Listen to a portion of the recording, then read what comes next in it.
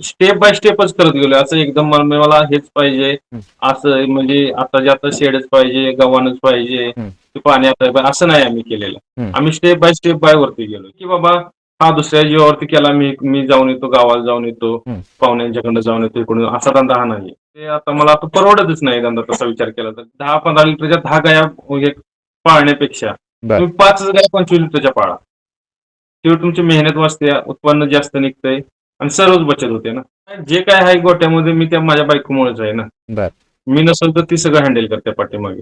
सुरुवातीला मला काहीच येत नव्हतं. बर ना दुधाची मिल्किंग मशीन लावता येत होती, हं, ना चारा आणता येत होता, बर ना कुट्टी मशीन करायला येत होती, काहीच नव्हती. बर असं शिकत शिकतच गेलो.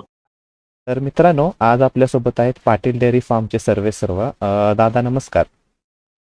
हा नमस्कार. तर मला पहिल्यांदा तुमचा परिचय देता. माझं नाव आदित्य शंकर पाटील, गाव शिवारे, तालुका शेवाड, जिल्हा कोल्हापूर. बर मला सांगा की आता तुमचं वय किती आहे? माझे एज आहे 31. 31. मला सांगा की या व्यवसायाची सुरुवात तुम्ही कधी केली आणि कशी सुरुवात झाली या व्यवसायाची? या व्यवसाय म्हणजे आमचा पूर्वीपासूनच व्यवसाय होता. हं, पहिल्या 2 म्हशी होत्या. हं, त्यानंतर आम्ही थोडं वाढवत गेलो. हं, मग आज ह्या स्टेजपर्यंत आम्ही आलेलो आहे. हं, आणि पहिला बॅकग्राऊंड म्हणजे सांगायचं म्हणजे मग आमचा एक पेट्रोल पंप आहे. हं, कंट्रीला दुकान आहे. हं. मग आम्ही एक जोडधंदा म्हणून ह्या व्यवसायाकडे बघतो. बर मला सांगा की तुम्ही म्हटलं की सुरुवातीला आमच्या 2 म्हशी होत्या, तिथून आम्ही वाढवत हो, गेलो. तर आता जर हो, मी बघितलं आपल्या गोठ्यामध्ये तर गायी आहेत सगळ्या. तर हो. म्हैस पालन न करता तुम्ही एचएफ कडे का वळाला?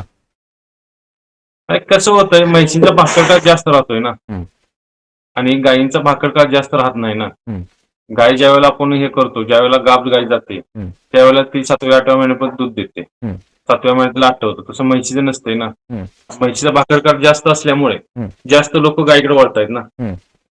मग हे कधी हां, तुमच्या हे तुमच्या कधी निदर्शनास आलं आणि तुम्ही किती म्हशी झाल्यानंतर त्या म्हशी विकून परत गायींकडे आला? नाही आता ऍक्च्युअली माझ्या 2च म्हशी आहेत. बर त्याच म्हशी आहेत. 2च म्हशीवरती आम्ही अनुभव घेतला हं, आणि त्यानंतर मग ह्या गायींच्याकडे आम्ही वळलो.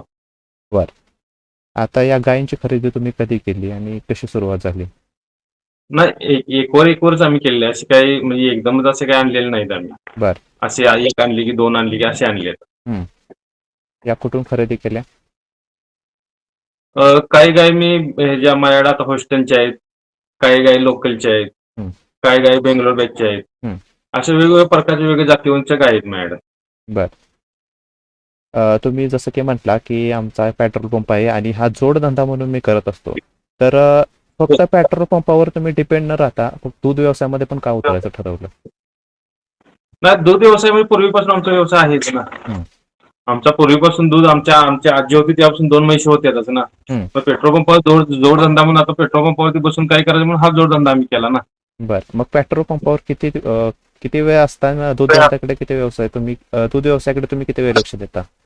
आता कसं असतंय आमचं काम गोठ्यातलं 4 ते संध्याकाळी 8 पर्यंत चालू असतंय. बर जोपर्यंत दूध जात नाही तोपर्यंत. हं, आणि सकाळी 5 ते 8 वाजेपर्यंत असा आमचा दिनक्रम ठरलेला असतोय. बर आणि मग त्यानंतर पेट्रोल पंपाकडे जायचं, तिथला हिशोब घ्यायचा. मग त्यानंतर बाकीचं बघायचं. मग खाद्य असेल हं, किंवा तुमचं काय औषध असतील, गायसनी गोळ्या असतील, हं, डॉक्टर असतील, हे सगळं बघायचं नंतर. हं, वैरण असेल म्हणा, हं.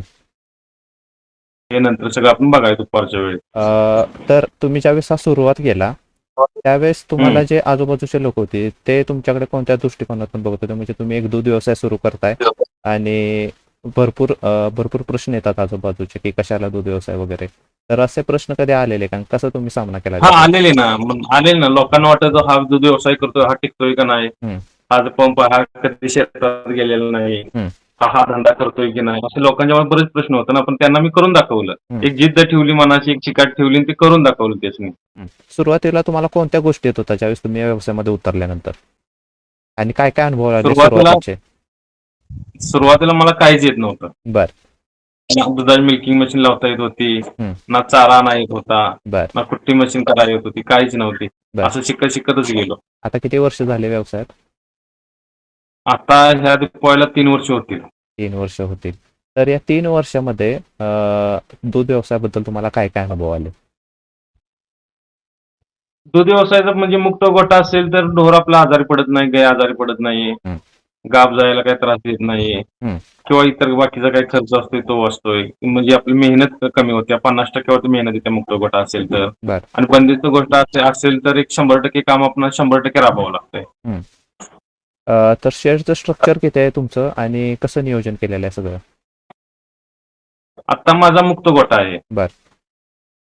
आता पावसाळ्यामध्ये काय आम्ही आतच घेतोय. पाऊस नसेल तर बाहेर मुक्त गोठ्यामध्ये सोडतोय. बर. आणि टेक्स्चर म्हटला तर पूर्ण जाळी मारलेली आहे.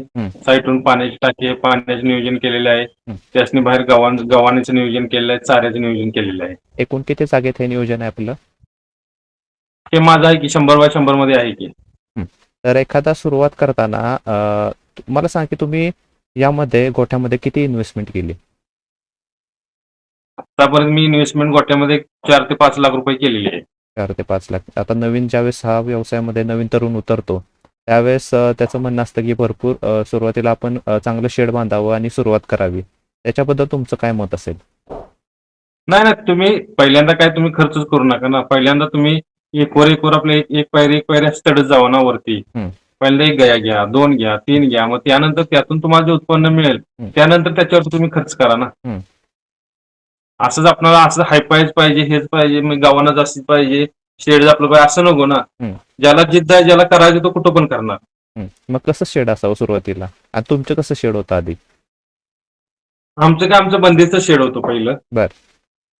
त्यानंतर आम्ही पत्रा त्यावरती मारला, शेड बांधलं. नंतर मग एक वर्षभरानं आम्ही मग मुक्त गोठे जाळी साईडून मारून घेतली, पाणी टाकले, स्ट्रेक्चर केलं, मुक्त गोठा त्यामध्ये केला. बर. मुक्त गोठ्यामध्ये कसं होतंय की जनावर जास्त आजारी पडत नाही, बर.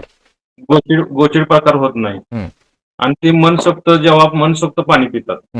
आपल्याकडे काही लोक काय करतात, काही लोक 1 वेळेला दाखवतात, काही वेळेला 2 वेळेला दाखवतात आणि त्यांचं शरीर पण हे राहत ना. म्हणजे त्यांना चालल्यावरती त्यांचं शरीर पण हे राहतं ना.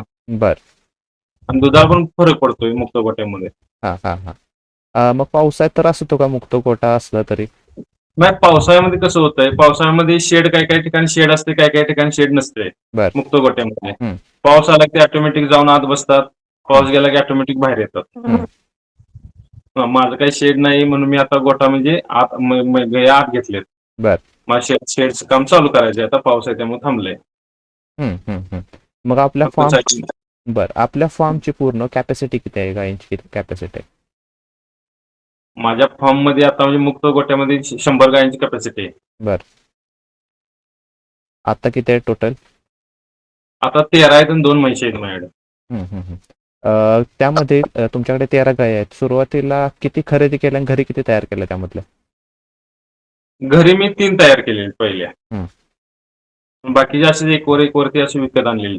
बर. मग विकत आणताना त्यामध्ये काय बघायचं गायीमध्ये? किती दुधाची विकत आता खरेदी करताय?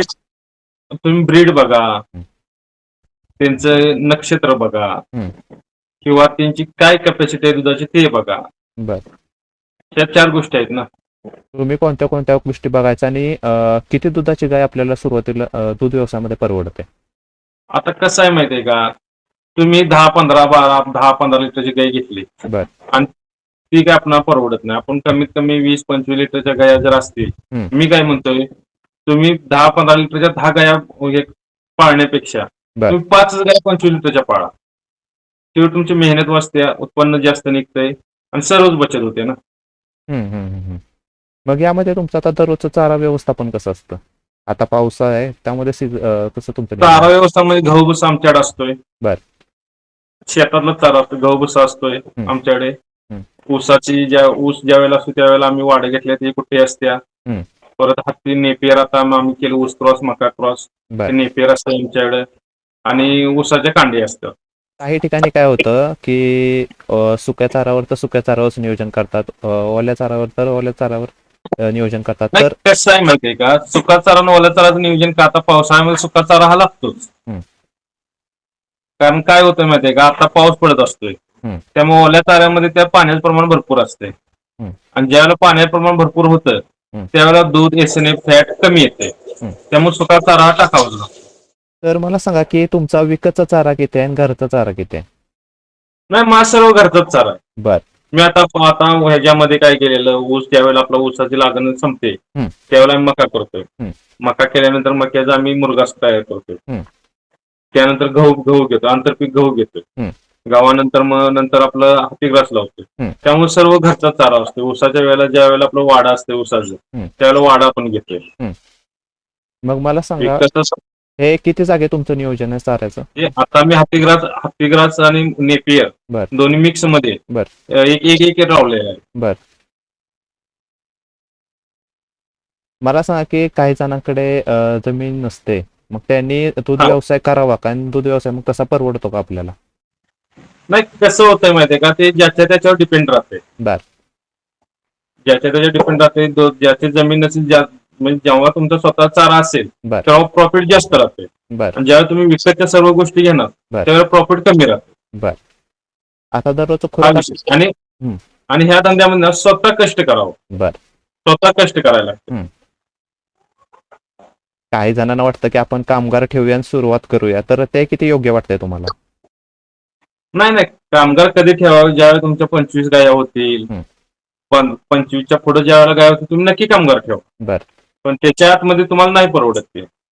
त्यामध्ये कसं सर्व दुधाळ गाय चालत नाहीत ना. काही दुधाळ गाय दुधाळ गाय, आता तुम्ही माझ्या जर 10 गाय असल्या तर त्यामध्ये 5 गाभण लागतात ना बर आणि 5 दुधावासून लागतात.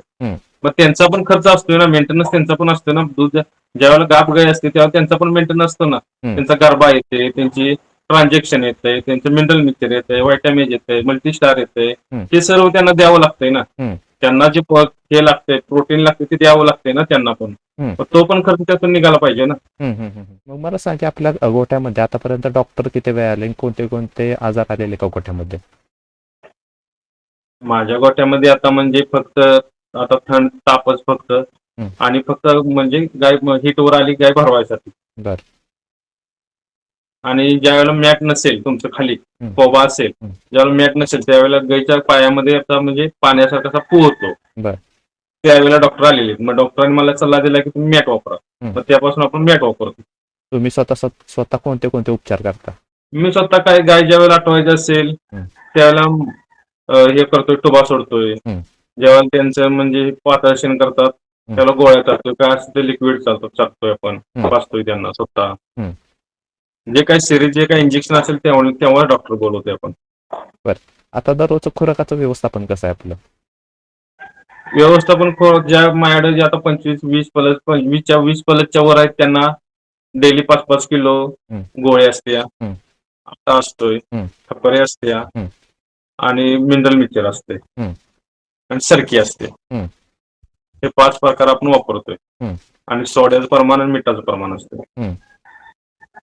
आता हेच गाभण गायींचं कसं नियोजन असतं खुराकाचं? गाभण गायला खुराकला आता जर महिना जर आता 8वा असेल तर 2 किलो तुमची गर्भणी द्या. नसेल तर बाहुबलचं ट्रान्झॅक्शन द्या. नसेल तर कारगिलचं एक नवीन मध्ये आलंय ते द्या. ते 2 किलो मिनरल मिक्सचर आणि तुमचं कॅल्शियमची पावडर हे तुम्ही द्या. असं सगळं नियोजन असलं पाहिजे. आता तुमचा दिवसभराचा दिनक्रम कसा असतो सांगा मला एकदा, सकाळपासून? हा, दिवसभरात दिनक्रम म्हणजे सकाळी मी 5 वाजता गोठ्यावरती येतो. बर सगळं आवरतो. त्यानंतर 8 वाजता दूध घालतो. त्यानंतर घरी जायचं, आवरायचं, नाश्ता करायचा, पंपावर जायचं, हिशोब घ्यायचा आणि त्यानंतर बाकी ज्यांची काय गोळ्या असेल काय औषधं असेल ते सर्व आणायचं आणि परत 4 वाजता प्रधान गोठ्यावरती यायचं. आता एवढं सगळं करत असताना तुम्हाला कधी असं वाटलं का की नको, आपल्याला भरपूर त्रास होतोय दूध व्यवसायात, तर आपण हा बंद करूया, फक्त पेट्रोल पंपावर लक्ष ठेवूया, असं कधी वाटलं का? नाही, मी एकटाच करतो. माझी पत्नी पण असते ना, माझी बायको पण असते ना ह्यामध्ये. आम्ही दोघं मिळून करतोय. त्यांच्या साथीमुळे किती फायदा मिळतोय आणि त्यांच्याबद्दल काय सांगाल? नाही, जे काय आहे गोट्यामध्ये मी त्या माझ्या बायकोमुळेच आहे ना. बर मी नसेल तर ती सगळं हँडल करते पाठीमागे. जे काय असेल ते, म्हणजे आम्ही आता चाऱ्यासाठी एक माणूस ठेवलाय, त्यांना डबा देणं असेल किंवा बाकीचं काय असेल ते सर्व बघते ना. आता एवढं सगळं व्यवसाय तुम्ही हँडल करताय, मला सांगा की आतापर्यंत तुमची कोणती चूक झाली का, मोठी चूक वगैरे झाली का या व्यवसायात, आणि ती तुम्हाला शिकवण म्हणून मिळाली? हा, ज्या वेळेला एक गाय खरेदी करताना माझी एक चूक झाली. ती गाय अजून माझ्याकडे आहे. त्यावेळेला ती गाय म्हणजे त्या धंद्यात मी त्यावेळेला नवीन होतो. त्यामुळे मला एवढं काय आपला अनुभव नव्हता, एक्सपिरियन्स नव्हता. त्यामुळे एक गायचा सड गेलेला माझ्या. हा, मग ते आता गाय गाभ आहे, मग तिला सड आणण्यासाठी औषध उपचार चालू आहे. बर. तर या व्यवसायामध्ये दिसून न येणारा असा खर्च कोणता असतो? तो खर्च. दिसून न येणारा म्हणजे तुमचा औषध उपचारच असतो, डॉक्टर औषध उपचार. हं. आणि किरकोळ मध्ये काय असेल ते मोडतोड, गोट्याचा मेंटेनन्स, हा मिल्किंग मशीनचा मेंटेनन्स, हा हा न दिसून येणारा खर्च असतो. यामध्ये तुमच्या घरी कोण कोण असतं? घरच्यांनी कशी साथ दिली या व्यवसायामध्ये? माझ्या आता घरच्या 2 म्हशी आहेत, ती आईच माझी धार काढते, ते आम्ही फक्त घरी दूध खाण्यासाठी वापरतो.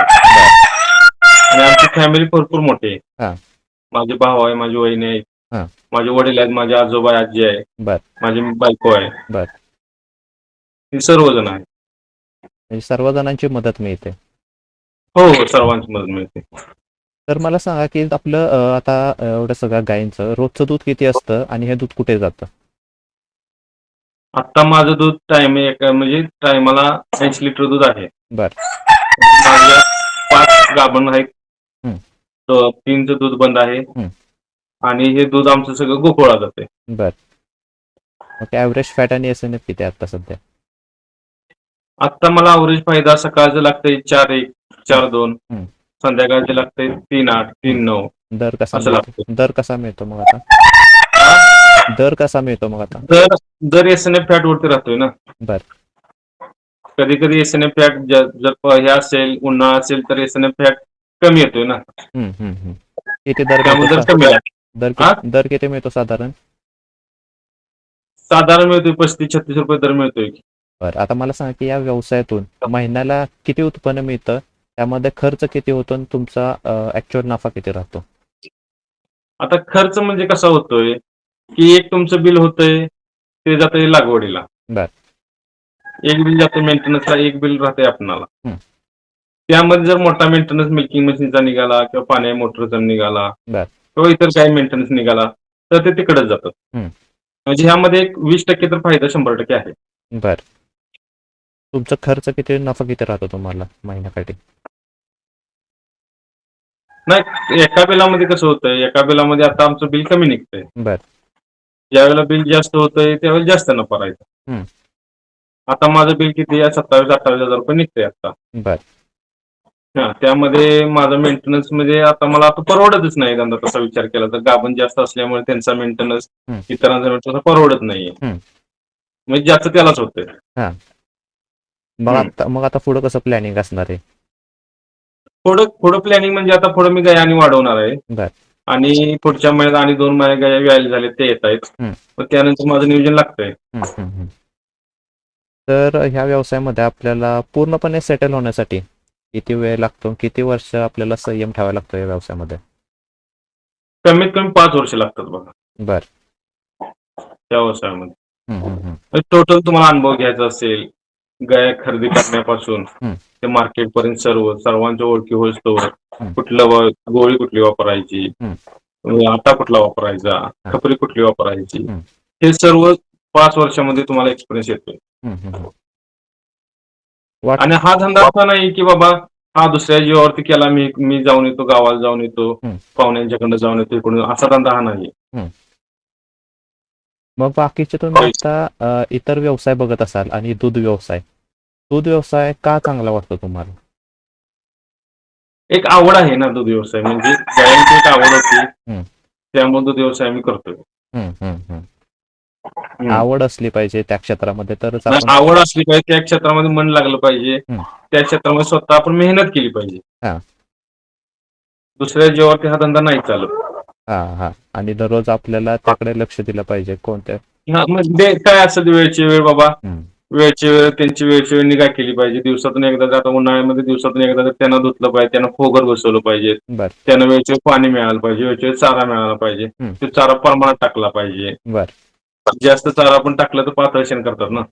आता नवीन या व्यवसायामध्ये उतरणार एक त्यांचा विचार कसा असतो की आपण नोकरी करत असतात, ते त्यांना वाटतं की आपण नोकरी सोडून या व्यवसायामध्ये उतरावं. तर नोकरी सोडून डायरेक्ट या व्यवसायामध्ये उतरणं किती योग्य असं तुम्हाला वाटतंय?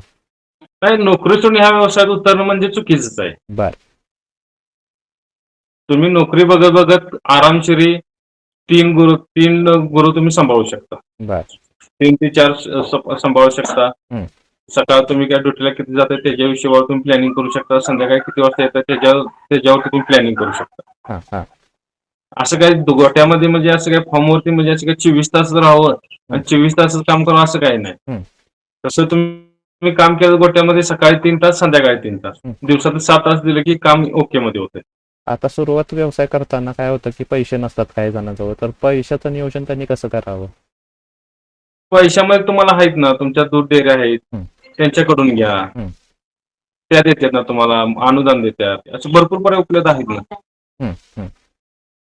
आता या व्हिडिओच्या शेवटी तुम्ही जे नवीन या व्यवसायामध्ये उतरणार असतील त्यांना तुम्ही काय सल्ला द्याल? कशा प्रकारे हा व्यवसाय त्यांनी केला पाहिजे? नवीन जे लोक उतरणार आहेत माझ्यासारखे जे हेतकरू तरुण आहेत त्यांना एवढंच सांगेन की तुम्ही ज्यावेळेला गाया घेताना तुम्ही 20 पलसच्या घ्या. 20च्या आत काय घेऊ नका. 20च्या आत घेतल्या तरी तेवढाच खर्च येतो. 20 पलस घेतल्या तर तेवढाच खर्च येतो. मी एवढंच सांगेन. ज्यांनी नोकरी सोडून जे हे दूध व्यवसाय करणार त्यांनी बिना नोकरी सोडता आरामशीर 2 ते 3 तुम्ही जनावर सांभाळू शकता. चालेल दादा, तुम्ही संपूर्ण माहिती आम्हाला दिली आणि तुमचा पूर्ण अनुभव शेअर केला. आता तुम्हाला 3 वर्ष झाले? हो, ह्या दिवाळीला 3 वर्ष होतील मला. 3 वर्ष झाले तुमचं प्लॅनिंग चालू आहे, गोठ्यामध्ये अजून काय वाढवायचं प्लॅनिंग चालू आहे आणि इथून हो, अजून माझं म्हणजे पत्र्याचे आज माझं भरपूर काम बाकी आहे. आणि इथून पुढची तुमची जी वाटचाल असणार आहे या व्यवसायामध्ये, बरं काय मी काय असे स्टेप बाय स्टेपच करत गेलो. असं एकदम मला हेच पाहिजे असं म्हणजे आता शेडच पाहिजे, गव्हाणच पाहिजे, पाणी आता असं नाही आम्ही केलेलं. आम्ही स्टेप बाय वरती गेलो. तुम्ही पण तसेच माझ्यासारखे स्टेप बाय स्टेप वरती जावा. जे तुम्हाला दूध उत्पादनामधून जे काही पैसा मिळणार आहे तोच त्याच्यावरती खर्च करा. दूध वाढीसाठी काय केलं पाहिजे? दूध वाढीसाठी आता काय पर्याय भरपूर आहे. तुम्ही दूध वाढीसाठी काय आटा हे आपलं सरकी वापरू शकता. काही जण आस्क वापरतात, बार्ली म्हणतात त्याला, बार्ली पण वापरतात. पण आम्ही बार्ली वापरतो, पण बार्ली आम्ही वापरत नाही. बार्लीमुळे गाया गाप जात नाहीत आणि भरपूर प्रॉब्लेम येतात. त्यामुळे आम्ही बार्ली बंद केली. बार्ली वापरली की दूध भरपूर मिळते. मग बार्ली योग्य की अयोग्य असं वाटतंय तुम्हाला देणं? बार्ली अयोग्यच आहे तशी, कारण जनावरांची उष्णता वाढते ना. उष्णता वाढल्यामुळे ते गाप धरत नाहीत ना. असा विषय होतो तो. आता आपल्या गोठ्यामधल्या गायींची कॅपॅसिटी किती आहे आणि हायेस्ट दूध देणारी गाय किती आहे? आता माझ्या गोट्यामध्ये म्हणजे हाया गोट्यामध्ये आता माझ्याकडे 15ची कॅपॅसिटी आहे. म्हणजे ह्याच्यामध्ये शेडमध्ये. आणि मुक्त गोट्यामध्ये 100ची कॅपॅसिटी आहे. नाही, गाय दूध देण्याची कॅपॅसिटी किती आहे सगळ्यात जास्त? सगळ्यात जास्त गाय देणारी माझ्याकडे 27 लिटर मध्ये आहे. आता जसं की आपण ही सगळी चर्चा करतोय, नवीन तरुण व्यवसायामध्ये उतरतो, तर नवीन तरुण किंवा कोणी पण व्यवसायामध्ये उतरताना अशी चूक करतो की तो जास्त दूध देणारी गायीकडे वळण्याचा प्रयत्न करतो. तर साधारणतः किती लिटर देणारी दुधाची गाय आपल्याला व्यवसायामध्ये परवडते? 25 प्लस असली तरी चालेल. दादा, तुम्ही संपूर्ण अनुभव सांगितला तुमचा आणि पूर्ण सुंदर मुलाखत झाली. तुम्ही एवढी सगळी माहिती दिली आणि तुमच्या आता इथून पुढची जी वाटचाल असणार आहे त्याबद्दल तुम्हाला खूप खूप शुभेच्छा. धन्यवाद.